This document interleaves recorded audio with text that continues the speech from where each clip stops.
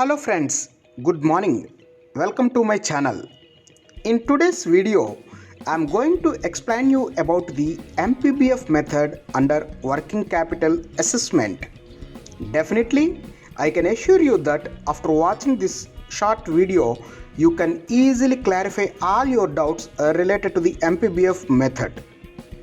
For more details, please subscribe to my channel. Now, let us enter into the concept. In the previous class, we have discussed about turnover method. Now, Tandon committee designed another method called MPBF method to assess the working capital. MPBF is nothing but maximum permissible bank finance. This MPBF method is categorized into three categories.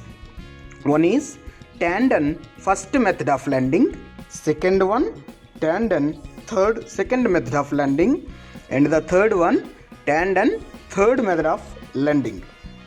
Now we will see each method of lending one by one. Tandon first method of lending. Under Tandon first method of lending, we are concentrating only on working capital gap. What's this working capital gap? Guys, we have already discussed in the previous video. Working capital gap is nothing but total current assets minus total current liabilities minus any bank borrowings. That is, working capital gap is equal to total current assets minus other current liabilities. Okay. Now, please understand and please make it clear that there is a one thumb rule for the Tandon first method of lending. What's that one? As a banker, you need to finance only 75% of the working capital gap. Okay. The remaining 25% must be contributed by the borrower. Okay, this is the principle behind the Tandon first method of lending. You can observe from the above slide the 75% of working capital gap must only be financed by the banker. In the Tandon first method of lending, the minimum current ratio is 1. So, what are the steps? As per our thumb rule, the step 1 is you need to identify the total current assets, and the step 2, you need to identify the total current liabilities. Out of this, you need to identify the any bank borrowings. The step 3, you need to deduct the bank borrowings from the total current liabilities. Then you will get other current liabilities. Then you need to find out the working capital gap. The working capital gap is nothing but total current assets minus other current liabilities which was derived from the step 3. Okay. So what is the MPBF? MPBF under Tandon first method of lending is equal to 75% of the working capital gap. Okay. This is about the Tandon first method of lending. This Tandon first method of lending is mainly used for small and sick industries.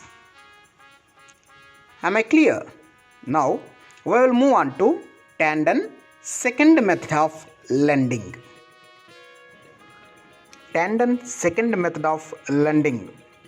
The thumb rule in Tandon second method of lending is you need to consider 75% of total current asset only to derive the MPBF. This is the hint in the Tandon second method of lending. So now we will see the Tandon second method of lending. For a firm, you must classify the total current assets and total current liabilities.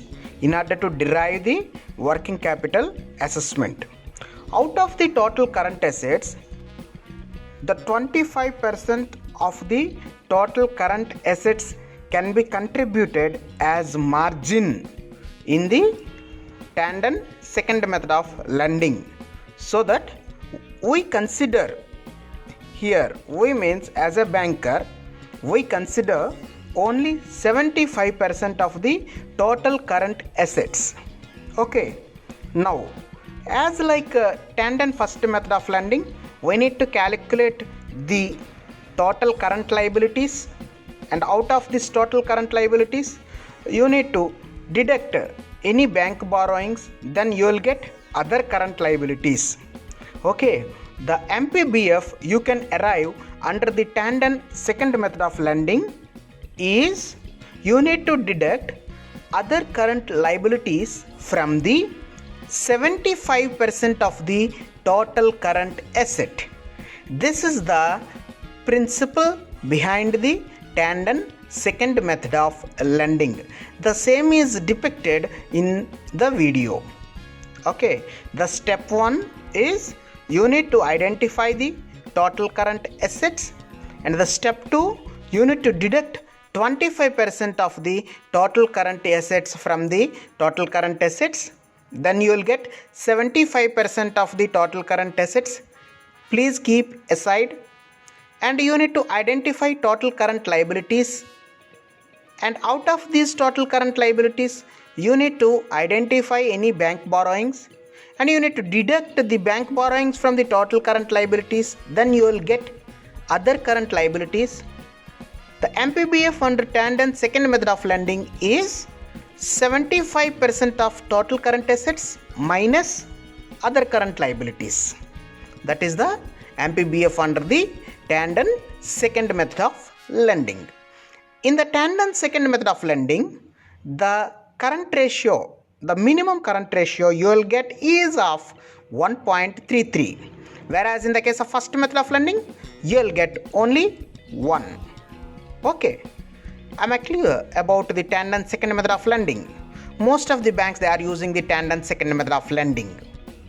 Now, least used the method of lending, that is the tandem third method of lending, but nowhere we are using this lending, but tandem committee designed this lending also. Now we will see the tandem third method. In this tandem third method of lending, the hint here is you need to consider real current assets for calculation of MPBF. So now we will see about the calculation of tandem third method of lending. So for a firm there are total current assets and total current liabilities. Now we must first consider total current assets. Out of the total current assets, you need to segregate core current assets and real current asset. You need to consider only the real current assets while calculating the MPBF. Now coming to the total current liabilities, you need to calculate working capital gap. For calculation of working capital gap, you must be having total current liabilities with you. The total current liabilities, out of the total current liabilities, you need to deduct the bank borrowings. Now you will get other current liabilities. Okay, in the tandem third method of lending, the working capital gap can be arrived as you need to deduct the other current liabilities from the real current assets. Okay, then you will get working capital gap. Now what is the MPBF under third method of lending? MPBF under third method of lending, guys, please be concentrate, very important. The MPBF under third method of lending can be derived as deducting 25% of the real current assets from the already derived working capital gap. Okay, this is the procedure of calculation of MPBF under third method of lending. Please concentrate. We will once again repeat. Step 1, you need to classify the total current assets into core current assets and real current assets. Keep aside the real current assets. Now move on to total current liabilities. Out of the total current liabilities, you need to identify the bank borrowings. You must deduct this bank borrowings from the total current liabilities. Then you will get other current liabilities. This other current liabilities can be kept aside. Now you need to deduct this other current liabilities from the real current assets. Then you will get working capital gap under tandem third method of lending. Now out of this working capital gap under the MPBF method, you need to calculate MPBF as working capital gap minus 25% of real current assets. Then you will get the MPBF under the third method of lending. Hope these three methods are clear to you. If any kind of doubts, please mention that in the comment section.